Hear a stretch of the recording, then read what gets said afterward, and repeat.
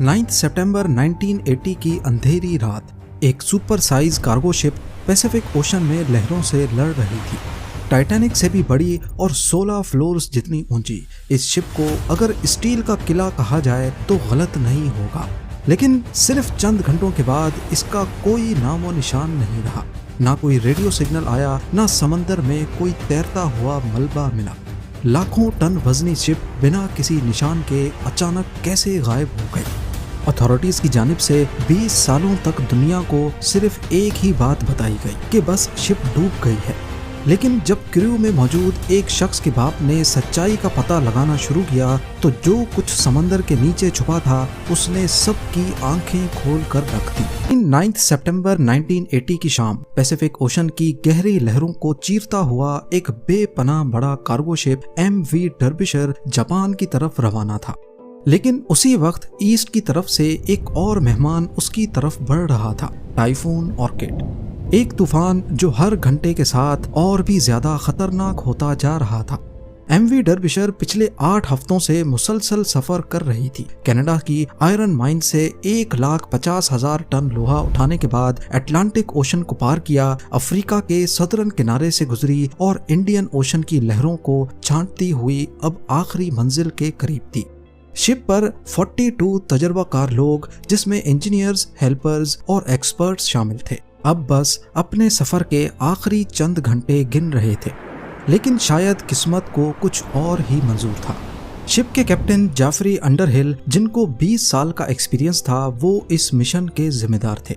उनकी बीवी भी इंग्लैंड से जापान आ चुकी थी, लेकिन उनका मिलना अब सिर्फ एक ख्वाब बनकर रह जाएगा। कई दिनों से कैप्टन अंडरहिल वेदर रिपोर्ट्स पर भरोसा कर रहे थे। वो अपने कैरियर में ऐसे कई तूफान देख चुके थे। उन्हें यकीन था कि डर्बिशर टाइफून को आसानी से फेस कर सकती है। इस मकाम पर सेफ हार्बर भी काफी दूर था, लिहाजा तूफान से लड़ना ही आखिरी हल था। कैप्टन ने स्पीड कम की और शिप की डायरेक्शन लहरों की तरफ थोड़ी सी घुमा दी। तूफान के दौरान शिप्स आम तौर पर ऐसा ही करती हैं ताकि स्टेबिलिटी बरकरार रहे। साथ ही कैप्टन ने एक इमरजेंसी मैसेज भी सेंड किया जिसमें उन्होंने हालात के बारे में आगाह किया और शिप की करंट लोकेशन भी भेज दी। पर तूफान का गुस्सा बढ़ता जा रहा था। लहरें 10 मीटर से भी ऊंची हो चुकी थीं, कुछ तो डर्बिशर के बराबर की लंबाई तक जा चुकी थीं। 1000 फीट लंबाई के साथ डर्बिशर टाइटैनिक से भी लंबी और चौड़ी थी और इसकी ऊंचाई 16 स्टोरी बिल्डिंग जितनी। ये कोई आम शिप नहीं, एक state of the art steel का किला था और इसको बनाया ही दुनिया के सबसे खौफनाक समंदर से टकराने के लिए था। और इसीलिए ही कैप्टन के लिए टाइफून ऑर्किड एक मामूल का हिस्सा लग रहा था। लेकिन समंदर की अंधेरी गहराइयों में कुछ ऐसा होने जा रहा था जो किसी ने कभी सोचा भी नहीं था। उसी रात 2 और बहरी जहाज भी इस टाइफून का मुकाबला कर रहे थे। लेकिन अगली सुबह वो दोनों जहाज तो सही सलामत पोर्ट तक पहुंच गए, लेकिन MV डर्बिशर का कोई अता पता ना चल सका। ये स्टील का किला अचानक कहीं गायब हो गया बिना किसी निशान के। आने वाले 20 सालों तक दुनिया को ये समझ ही नहीं आया कि आखिर उस रात क्या हुआ था। 9 सितंबर 1980 की शाम MV डर्बिशर ने आखिरी बार रेडियो मैसेज किया था। उसके बाद ना कोई डिस्ट्रेस कॉल, ना कोई फाइनल मैसेज, और फिर अगले 6 दिनों तक खामोशी का एक भयानक समा। शिप के ओनर्स ने भी उसे मिसिंग रिपोर्ट नहीं किया। शायद उन्हें यकीन था कि बस रेडियो कांटेक्ट टूट गया है और डर्बिशर फिर से समंदर के किनारे कहीं नजर आ जाएगी। लेकिन दिन गुजरते गए पर डर्बिशर की कोई खबर नहीं आई। 15 सितंबर को पहली दफा शिप की गुमशुदगी की फिक्र महसूस की गई। एक इंटरनेशनल सर्च मिशन लॉन्च किया गया। हेलीकॉप्टर्स, एयरप्लेन्स, नेवल शिप्स सब समंदर की छाती पर डर्बिशर के आखिरी कोऑर्डिनेट्स को अच्छी तरह छान मारते हैं। लेकिन इतने बड़े बहरी जहाज का एक टुकड़ा भी कहीं तैरता हुआ ना मिला। 6 दिनों के बाद सर्च ऑपरेशन बंद कर दिया जाता है। अथॉरिटीज ने ये कहकर मामला रफा दफा कर दिया कि बस समंदर ने उसे निगल लिया, और ये नतीजा फौरन बिना किसी इन्वेस्टिगेशन के निकाल लिया गया। जिस तेजी से सर्च ऑपरेशन और इन्वेस्टिगेशन खत्म हुई, उसी तेजी से न्यूज कवरेज भी। ایم وی ڈربشر کے کریو کی فیملیز نے کئی ریکویسٹ بھیجی، لیکن انہیں صرف اتنا بتایا گیا کہ انویسٹیگیشن کرنے جیسا کچھ ہے ہی نہیں۔ مرنے والوں کے خاندان سے یہ بات ہضم نہ ہوئی۔ ان کو ایسا لگ رہا تھا جیسے کوئی بات جان بوجھ کر چھپائی جا رہی ہو۔ ایم وی ڈربشر ایک اسٹیل کا عالمگیر جائنٹ برٹین کے مشہور سوان ہنٹر شپ یارڈ میں صرف 4 سال پہلے بنایا گیا تھا۔ ایک ایسی شپ جو 1.5 لاکھ ٹن سے زیادہ مال لے جا سکتی تھی اور جو 20 سال پہلے تک کی شپ سے 4 گنا زیادہ لوڈ اٹھا سکتی تھی۔ لیکن اس دفعہ بات صرف سائز کی ہی نہیں تھی، ڈیزائن بھی نیا تھا اور ڈربشر ایک OBO کیریئر تھی۔ یہ نئے زمانے کی ایک ایسی شپ تھی جو ایک سائیڈ سے آئل جبکہ دوسری سائیڈ پہ آئرن اور بھر کے لے جا سکتی تھی۔ اس کا سب سے بڑا فائدہ شپنگ کاسٹ کو کم کرنا تھا اور اسی وجہ سے یہ کبھی بھی خالی لوٹ کر نہیں جاتی تھی۔ اگر آئل چھوڑا تو واپس آئرن اور لے جاتی تھی، یعنی شپ ہمیشہ چلتی رہے گی اور کمپنی کو فائدہ دیتی رہے گی۔ ٹریڈیشنل شپس کے مقابلے میں ایم وی ڈربشر 30% تک زیادہ ریونیو بنا سکتی تھی۔ اس کا شمار برج کلاس کی شپس میں ہوتا تھا اور اس وقت ایسی صرف 6 ہی شپس پوری دنیا میں اویلیبل تھی۔ اسے برٹین کے سوان ہنٹر نامی شپ یارڈ نے بنایا تھا۔ اس وقت اس کمپنی کو کافی چیلنجز کا سامنا کرنا پڑ رہا تھا کیونکہ ان کا مقابلہ تھا جاپان اور ساؤتھ کورین شپ یارڈ سے جو وہی شپس زیادہ سستی اور زیادہ جلدی بنا رہے تھے۔ سوان ہنٹر جو کبھی دنیا کی شپ بلڈنگ انڈسٹری کا بے تاج بادشاہ ہوا کرتا تھا، اب جاپانیز اور ساؤتھ کورین کمپنیز کی وجہ سے کافی دباؤ کا شکار تھا۔ انہوں نے کاسٹ کٹنگ کرنا شروع کی اور شاید یہیں پر چھپا تھا ایم وی ڈربشر کے ڈوبنے کا راز۔ اس حادثے کے بعد کئی گھروں میں اندھیرا چھا گیا، لیکن ایک شخص ایسا تھا جس کے لیے یہ صرف ایک نقصان نہیں، ایک مشن بن گیا۔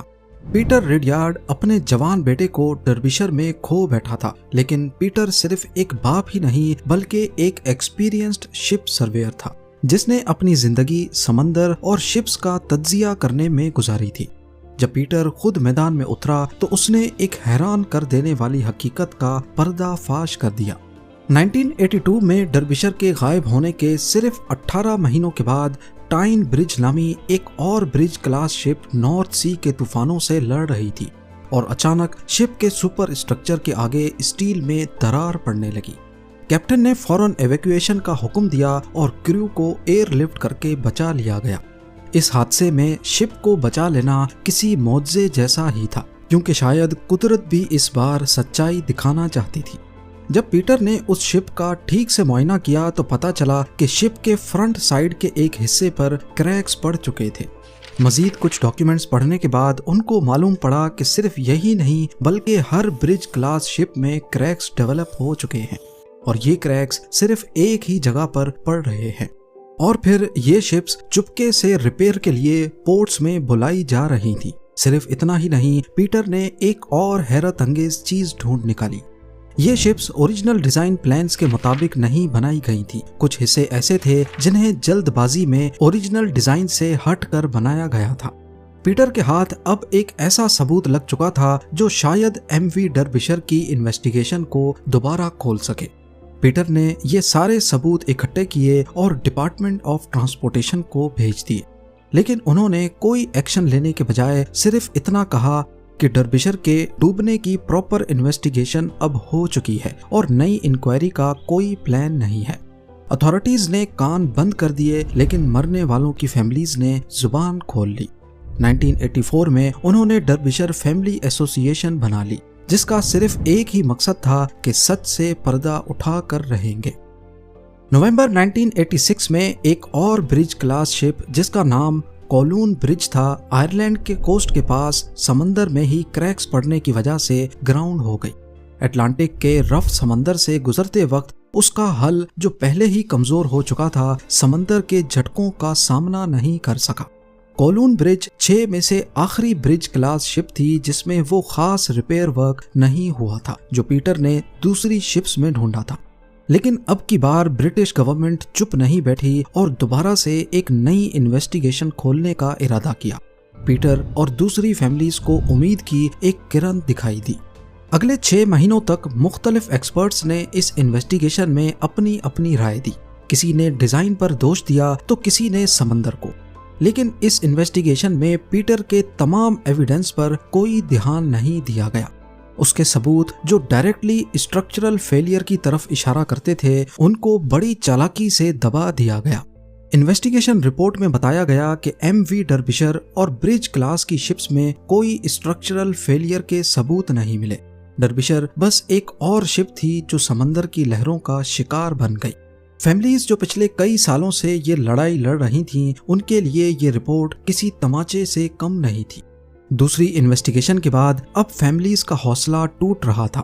ان کا صرف یہی کہنا تھا کہ ڈربشر کا راز سمندر نہیں بلکہ سسٹم میں چھپا ہے. لیکن ان فیملیز نے کبھی ہمت نہیں ہاری. 1994 میں انٹرنیشنل ٹرانسپورٹ ورکرز فیڈریشن کے ساتھ مل کر ایک پرائیویٹ انویسٹیگیشن ٹیم بنائی گئی. سب نے مل کر اس مشن کا خرچہ برداشت کیا اور ایم وی ڈربشر کو 14 سالوں کے بعد سمندر میں تلاش کرنے کا پلان بنایا گیا. حیرت انگیز طور پہ صرف 23 گھنٹوں کے اندر اندر سطح سمندر سے 4 کلومیٹر نیچے ڈربشر کو ون پیس میں ڈھونڈ لیا گیا. یہ واقعی ایک بہت بڑی کامیابی تھی. لیکن اس گتھی کو سلجھانے کے لیے سمندر کے اندر شپ کے ایک ایک حصے کی فوٹو لی گئی اور اگلے 6 سالوں تک انویسٹیگیشن چلتی رہی. 6 سالوں بعد انویسٹیگیشن رپورٹ میں ساری حقیقت کھل کر سامنے آ گئی. معلوم پڑا کہ شپ کے سب سے آگے ایک اسٹور بنا ہوتا ہے جسے بوسن اسٹور کہتے ہیں. اس اسٹور میں ڈیک مینٹیننس کا امپورٹنٹ سامان رکھا ہوتا ہے جیسے رسیاں، ٹولز، چین وغیرہ. اس رات طوفان میں جب ایم وی ڈربشر لہروں میں جھول رہی تھی تو بوسون اسٹور کا دروازہ جو اوریجنل ڈیزائن کی طرح بنایا نہیں گیا تھا اچانک ٹوٹ گیا اور اس میں پانی بھرنے لگا. ہزاروں گیلن پانی بوسون اسٹور میں بھرنے کی وجہ سے شپ کا اگلا حصہ بھاری ہو گیا اور بو مزید پانی کے اندر چلا گیا. اب لہریں اور زیادہ ہائٹ سے ٹکرا رہی تھی جس کی وجہ سے وینٹیلیٹر ٹوٹے اور پانی مشینری روم میں داخل ہو گیا. ڈربشر کا بو اور زیادہ جھک گیا اور پھر ایک بڑی لہر میں ٹینس کورٹ جتنا بڑا کنٹینر جہاں آئرن اور رکھا گیا تھا اس کا ہیچ کور بھی ٹوٹ گیا. اب پہلے ایک کنٹینر میں پانی بھرا جس کی وجہ سے اگلا حصہ مزید نیچے گیا اور دیکھتے ہی دیکھتے سارے کنٹینرز ایک ایک کر کے پانی کے اندر چلے گئے. اور پھر ڈربشر جو برٹین کی سب سے بڑی ویسل تھی پیسیفک اوشن کے اندھیروں میں ڈوب گئی. جب انویسٹیگیشن رپورٹ کو شائع کیا گیا تو معلوم پڑا کہ جس کمپنی نے یہ تمام برج کلاس شپس بنائی تھیں ان سب کے بوسون اسٹور کے پاس کریکس تھے اور سبھی کے ہیچ کورز نازک اور اسٹینڈرڈ کے حساب سے نہیں بنائے گئے تھے. شروعات میں فیملیز کا خیال تھا کہ شاید شپ میں کوئی اسٹرکچرل فیلئر تھا لیکن انویسٹیگیشن میں پتا چلا کہ کوئی میجر ڈیزائن فالٹ نہیں بلکہ چھوٹی چھوٹی کوتاہیوں کی وجہ سے ایک مہان اسٹیل کا قلعہ ڈوب گیا. 1970s کے دوران ہر سال کئی شپس ڈوب جاتی تھی. اتھارٹیز کے لیے یہ ایک نارمل بات اور نمبر گیم رہ گیا تھا. لیکن ڈربشر کی فیملیز نے اپنی پرائیویٹ انویسٹیگیشن کر کے شپنگ انڈسٹری کو ایکسپوز کر دیا. اس کے بعد نئے شپ ڈیزائنز آئے، رولز اور زیادہ سخت ہوئے اور سیفٹی انسپیکشنز پر دھیان دیا جانے لگا. انہوں نے صرف ایک جہاز نہیں ڈھونڈا بلکہ پوری انڈسٹری کو بدلنے پر مجبور کر دیا.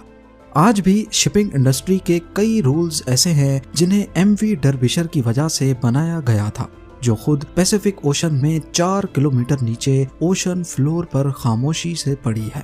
امید ہے زین ٹی وی کی یہ ویڈیو بھی آپ لوگ بھرپور لائک اور شیئر کریں گے. آپ لوگوں کے پیار بھرے کامنٹس کا بے حد شکریہ. ملتے ہیں اگلی شاندار ویڈیو میں.